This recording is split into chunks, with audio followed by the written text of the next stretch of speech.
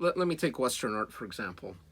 In Western art, we'll often do like a landscape painting, and we might even put in like some sort of meaning or allegory or metaphor into that painting, like Thomas Cole's works, the journey of life, or the oxbow, or these sorts of things, where yeah, it just looks like a nice landscape picture, but it's also a commentary on the encroachment of society onto the wilderness and the collective against the individual. So there's all this stuff we can read into paintings from the West in many cases, in many genres. In this Taoist sort of landscape painting, on the other hand,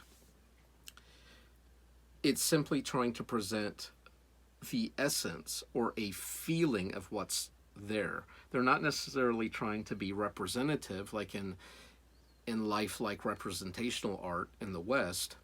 And here's another distinction too. In the West, an artist like Van Gogh or someone might take their easel and they'll go out to a field or a mountain and then they'll paint what they see.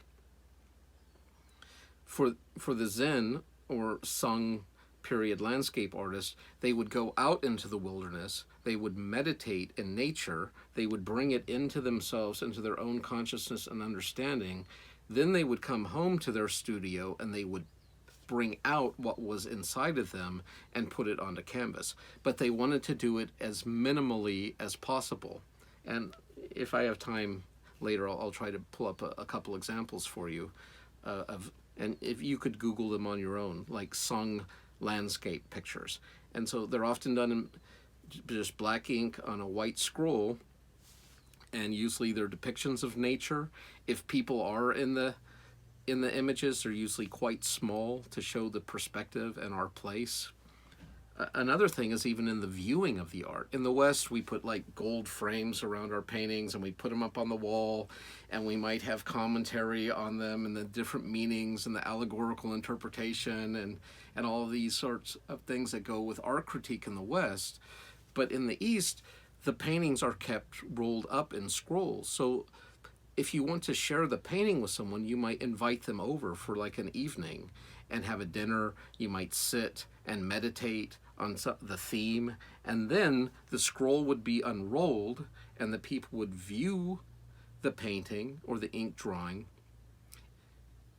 bring it into themselves, meditate on it, and then the scroll would be rolled back up and put away. And I love this idea of, because it really forces you to engage the art. What happens, I mean, I love art and I have art on my walls, but after a while it just becomes part of the background noise, right? I don't even really consciously notice or think about the paintings on my wall unless I'm in one of those transcendental places where I'm kind of staring off and I'm really looking at it. So I like this intentionality piece of where you're really gazing, really taking in, and then it's put away to kind of preserve some of its specialness. And let me give you one more example, and then I think we'll be out of time for today. But something as simple as like drinking tea. In this Taoistic principle, that the serving of tea can become a microcosm of the entire universe. You're not just having tea because you need a little caffeine lift or you want a hot beverage to soothe you or comfort you. This is like an entire experience. And so in the tea ceremony, everything is selected with intentionality, especially towards the guests that you're going to serve.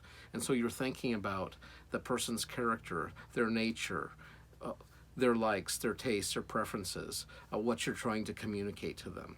And so everything from the cups you choose to the tea kettle and the coals and the wood you use to bring it to a boil, to the whipping and the frothing of the tea, to the serving it, the ritual serving, all of it comes together. There's a really beautiful scene in Clavel's Shogun series of a tea ceremony, and you might want to check that out. But I love this idea of the intentionality of being present, becoming like little children again, and having that sort of toggle switch in the mind where you can detach, you can let go of desire, and you can be at peace and rest in the midst of chaos, or you can engage vigorously into this world, full of passion.